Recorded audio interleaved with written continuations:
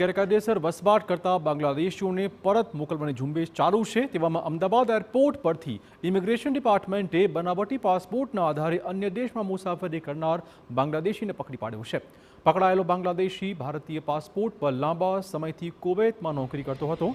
બાંગ્લાદેશમાં લગ્ન પ્રસંગથી પરત ફરતી વખતે ઇમિગ્રેશન ડિપાર્ટમેન્ટને શંકા પડી। તેની પૂછપરછ કરાતા પોતે બાંગ્લાદેશી હોવાની તેણે કબૂલાત પણ કરી હતી।